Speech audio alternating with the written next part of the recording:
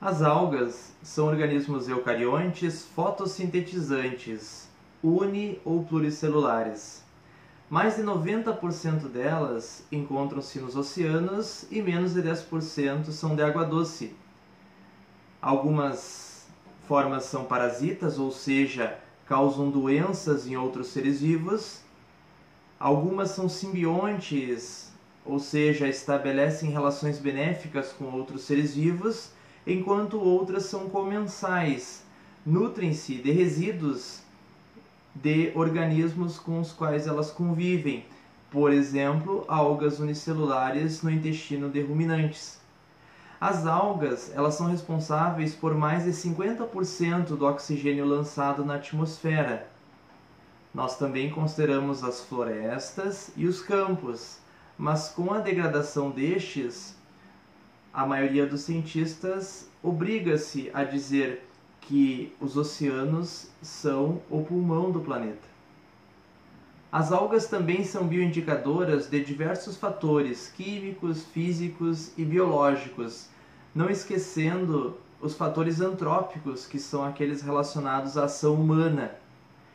As algas também são utilizadas como biofiltradoras em locais com a existência de poluentes. Então, devido à sua grande diversidade e importância ecológica, nada mais justo que nós as estudemos. Dentro do reino Protozoa, as algas são classificadas em filos, seguindo as regras da sistemática. São inúmeros filos, mas nós estudaremos aqui os 8 principais. E por fins didáticos, resolvemos dividi-los em uni- e pluricelulares. Nas algas unicelulares, nós temos o filo Cyanophyta, que nestes aqui é o único contendo organismos procariontes. Os demais, o filo Euglenophyta, que são as conhecidas euglenas. Dinofita, anteriormente chamado de Pirrofita, que são os dinoflagelados. Bacilariophyta, que são as diatomáceas. E Chrysophyta, que são as algas douradas. E no grupo das pluricelulares, nós estudaremos Phyophyta, que são as algas pardas, Rhodophyta, que são as algas vermelhas, e Chlorophyta, que são as algas verdes. Então, as cianofícias são as algas procariontes, aquelas que não possuem núcleo, ou seja, seu DNA é disperso pela carioteca. Elas são dulcícolas, ou seja, de água doce ou marinhas. Elas possuem tilacoides, que aparecem ali na imagem, que são membranas internas semelhantes aos cloroplastos da célula eucarionte, que servem para a detecção luminosa, estão relacionados à fotossíntese. Possui como pigmentos a clorofila A, que se encontra em negrito, pois é uma característica delas compartilhada com as plantas. Possuem carotenoides, que são lipídios, e um grupo de pigmentos especiais denominados ficobilinas. Tem a ficocianina, que possui coloração azul, e a ficoeritrina com coloração vermelha. Elas também possuem heterocistos, que são estruturas onde ocorre a fixação do nitrogênio, e acinetos, que são estruturas de resistência, que consiste numa célula aumentada com parede espessa, importante quando as condições ambientais são adversas. Elas se reproduzem por divisão binária, semelhante às demais bactérias, onde ocorre a duplicação do DNA, do material genético, e a consequente divisão da célula. É importante falar também que as cianobactérias elas sobrevivem em condições extremas ou inóspitas, mas não são encontradas em águas ácidas, ao contrário de algumas algas eucarióticas.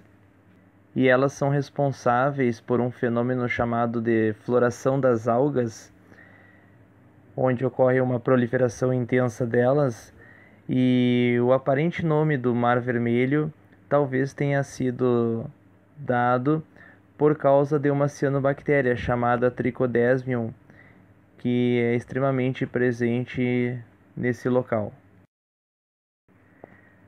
Nesta imagem nós temos a pteridófita aquática denominada zola, e ela possui uma relação muito íntima com a fixação do nitrogênio. E esta fixação do nitrogênio se dá justamente por uma cianobactéria chamada Anabaena azoli, que vive nas raízes desta pteridófita. Nesta relação mutualística, a cianobactéria fixa o nitrogênio, que é utilizado pela pteridófita, e a pteridófita fornece parte de sua matéria orgânica para a cianobactéria. Nesta imagem, nós temos um agricultor preparando seu campo para plantar arroz em terraços.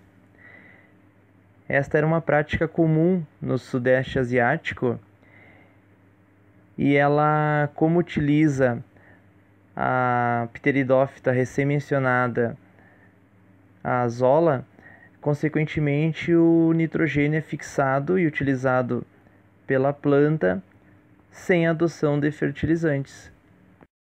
Nesta imagem nós temos diferentes cianobactérias. A primeira, no canto superior esquerdo, é a Prochlorococcus. É uma cianobactéria fotossintetizante que possui diversos filamentos, os tilacoides, circundando a célula, como pode ser observado na figura. Ela difere das demais cianobactérias porque ela possui clorofila A e B, semelhante às plantas, e não possui as ficobilinas. No sentido horário, na segunda imagem, nós temos a cianobactéria filamentosa nostoc, comum em água doce, e visualiza-se na imagem o heterocisto, que são as estruturas onde ocorre a fixação do nitrogênio. Na imagem abaixo temos também a cianobactéria filamentosa denominada oscilatória e a presença dos hormogônios, que são filamentos que se fragmentam, se separam da colônia e deslizam, formando novas colônias. Esses filamentos eles deslizam numa velocidade de até 10 milímetros por segundo, e isso auxilia na formação de novas colônias de cianobactérias. E no lado inferior esquerdo temos a alga filamentosa Calotrix. Ela é formada por algumas células, e na extremidade, conforme pode ser visualizado na figura, aquela esfera de coloração escura de tamanho menor é o heterocisto, e a segunda célula, onde ocorre uma dilatação na sequência do heterocisto, é o acineto, a célula que possui o envoltório resistente, que serve de proteção às condições ambientais adversas onde encontram-se essas algas. Esta imagem mostra os estromatólitos, que são estruturas com aproximadamente 3 bilhões de anos de idade. Essas estruturas elas são formadas por colônias de cianobactérias ligadas a sedimentos ricos em cálcio, e essas colônias elas vão se sedimentando e acumulando, formando essas estruturas rígidas. Os estromatólitos, que possuem, como já foi falado, entre 3 e 2,7 bilhões de anos, eles ainda são produzidos, mas são encontrados apenas na Austrália Ocidental. A sua abundância nos registros fósseis fornece uma evidência de que essas condições ambientais eram prevalentes no passado e que as cianobactérias desempenharam um papel decisivo na elevação do nível de oxigênio livre na atmosfera, pois foi exatamente neste período que o oxigênio se elevou. As euglenofíceas é o primeiro filo de algas eucariontes que nós estamos aqui vendo. Elas são em sua maioria de água doce, possuem em geral 2 flagelos, um mais longo que é utilizado para locomoção, Possuem também o estigma ou mancha ocelar, que é uma organela responsável pela detecção luminosa. O estigma e o flagelo, eles trabalham juntos na vida da euglena, porque ela utiliza o flagelo para se deslocar em direção à luz, que é captada pelo estigma, ou em direção oposta a ela, se ela sentir-se ameaçada com isso. Elas possuem também vacúolo, que é uma organela osmorregulatória, ou seja, controla a quantidade de água que entra na célula por osmose. E as euglenas, elas possuem a nutrição mixotrófica, ou seja, elas podem ser autotróficas ou heterotróficas, dependendo das condições do ambiente. Na verdade, 2/3, ou seja, a maior parte das euglenofícias são heterotróficas, mas quando não há nutrientes o suficiente no ambiente em que elas se encontram, elas acabam realizando a fotossíntese, pois elas possuem seus cloroplastos. Falando nisso, os seus cloroplastos podem possuir reserva de uma substância, de um carboidrato chamado paramido, em vesículas denominadas pirenoides. A sua reprodução é por divisão binária, e neste caso nós podemos chamar de mitose, uma vez que as euglenas possuem núcleo, mas durante essa divisão não ocorre o desaparecimento da carioteca. Ela permanece íntegra durante os processos da mitose.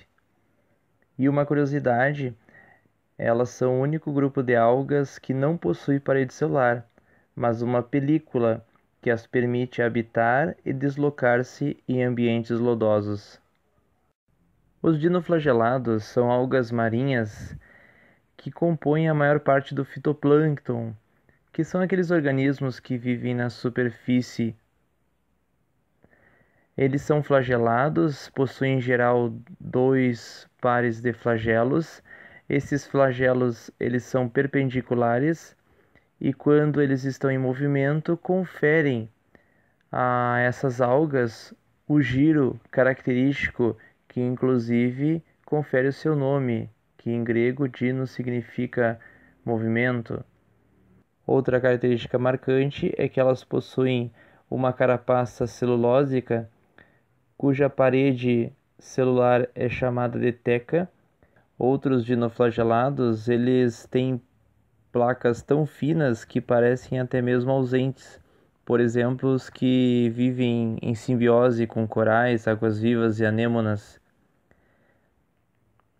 Outra característica importante é que eles possuem evidências da teoria da endossimbiose, pois alguns indivíduos apresentam cloroplastos com 3 membranas e condição binucleada, e eles possuem um núcleo chamado de mesocariótico, em que os cromossomos apresentam-se permanentemente condensados.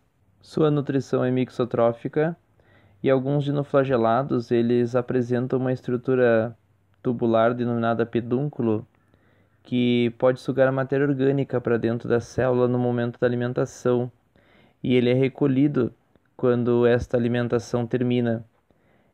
E muitos dinoflagelados são responsáveis pelo fenômeno da maré vermelha, que é quando estas algas se proliferam em condições ambientais profícuas e liberam toxinas na água. Essas toxinas acabam causando a morte de outras algas e outros organismos, por exemplo, peixes. A bioluminescência é um fenômeno ocasionado pela alga denominada Noctiluca, que se encontra no slide na imagem do lado direito. Neste slide, na figura da esquerda, visualizamos as zooxantelas, que são a forma simbiótica dos dinoflagelados, ligadas intimamente aos tentáculos de um coral. Elas podem ser vistas como esferas douradas, e elas são responsáveis por grande parte da produtividade dos recifes de coral, e são encontrados cerca de 30.000 indivíduos por milímetro cúbico. E na imagem da direita, nós temos a já mencionada alga Noctiluca, no fenômeno da bioluminescência. Neste fenômeno ocorre a oxidação da luciferina pela enzima luciferase que libera fótons. Acreditava-se anteriormente que o objetivo deste fenômeno era para a reprodução dessas algas, mas hoje a teoria mais aceita é de que ela seria uma proteção contra copépodes, que são crustáceos predadores dessas algas. De uma forma indireta, eles acabam tornando-se visíveis para os peixes que deles se alimentam e, consequentemente, estas algas se tornam livres desses predadores. As diatomáceas são as algas unicelulares mais abundantes do fitoplâncton, responsáveis por 25% da fixação global do carbono, o que equivale a todas as florestas tropicais do planeta. Existem cerca de 10 a 12 mil espécies identificadas, mas estima-se que seja mais de 1 milhão. Sua característica marcante é que elas possuem parede celular de sílica formada por duas unidades que se encaixam, denominadas frústulas. E as frústulas, após a morte dessas algas, elas se sedimentam, ou seja, se depositam no fundo dos oceanos, formando uma rocha denominada diatomito. Os diatomitos eles são utilizados nas indústrias para a fabricação de cremes dentais, isolantes elétricos e filtros, e existe um depósito denominado Lompoc, na Califórnia, que possui milhas de extensão e cerca de 200 metros de espessura. Se você observar nas imagens, perceberá que ela possui basicamente duas formas: a forma cêntrica, que possui simetria radial, e a forma pennada, ou seja, em forma de pena, com simetria bilateral. A forma cêntrica é a mais comum, a mais encontrada nos oceanos. A reprodução das diatomáceas é principalmente assexuada, ocorrendo por divisão celular. Mas quando ocorre a divisão, cada célula filha recebe metade da frústula da célula parental e forma a outra, a nova metade. Só que, como consequência, cada nova célula será menor do que a célula parental, a célula anterior. E então, após uma longa série de divisões celulares, o tamanho dessas diatomáceas tende a cair. E aí o que acontece? Elas posteriormente vão sofrer a reprodução sexuada, que recompõe o tamanho original da população. Esta imagem mostra o ciclo de vida de uma diatomácea cêntrica. Se nós olharmos para a base da imagem, percebemos que existe uma célula que sofre mitose, formando duas novas células, cada uma com metade da frústula original. Essas duas novas células, elas são de tamanho menor, obviamente, que a célula inicial, e quando essas células chegam a um tamanho de aproximadamente 30% da célula original, elas se diferenciam em gametângios. Então, uma delas, conforme o exemplo, ela formará por meiose gametas masculinos, que são os anterozoides, e a outra formará também por meiose gametas femininos, que são as oosferas.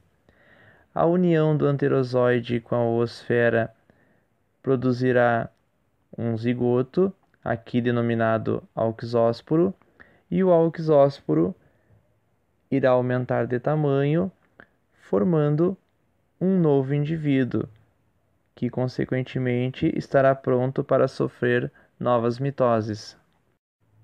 Importante frisar que, embora a maioria das espécies de diatomácea seja autotrófica, algumas são heterotróficas e outras vivem em simbiose com protozoários marinhos, por exemplo, da ordem foraminífera.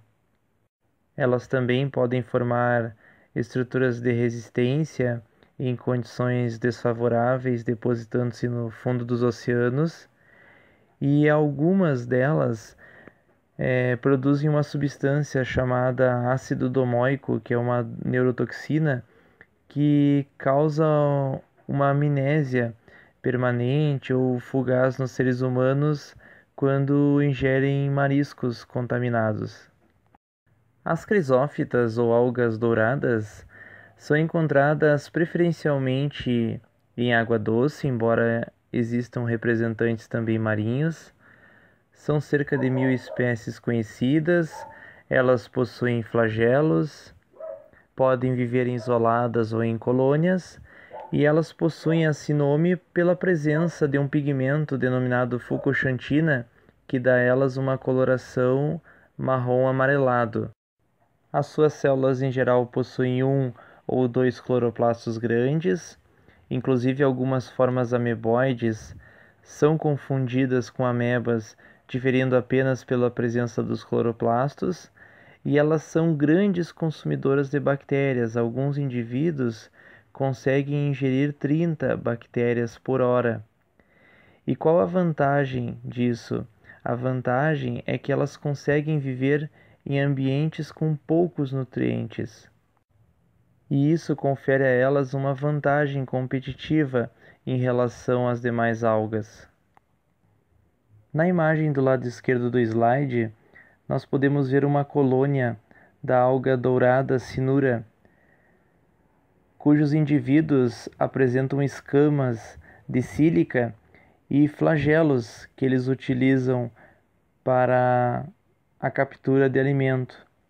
Essas escamas elas são sobrepostas e organizadas em fileiras espiraladas. A vantagem dessa presença de escamas, obviamente, é para a proteção. Na imagem da direita, nós temos uma outra alga dourada que se denomina Dinobrium, que é uma alga colonial.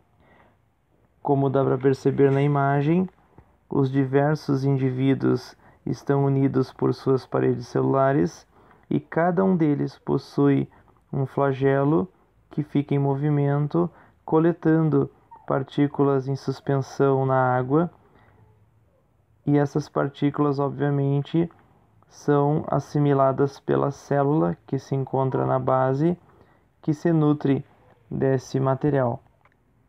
Na maioria das crisofícias, a reprodução é assexuada e envolve a formação de zoósporos. A reprodução sexuada ela é conhecida, mas para algumas espécies somente. Cistos de resistência característicos são comumente formados no final de uma fase de crescimento. Às vezes, eles são resultantes da reprodução sexuada. E em alguns grupos, os cistos têm sílica, e como as escamas silicosas, podem fornecer importantes informações sobre as condições ecológicas do passado. Então este é o término da primeira parte, que fala das características gerais das algas e da diversidade de algas unicelulares. Recomendo que você assista também a parte 2, que fala das algas pluricelulares e também dos tipos de ciclos de vida, que é o diplobionte, haplobionte e o ciclo de alternância de gerações. Muito obrigado.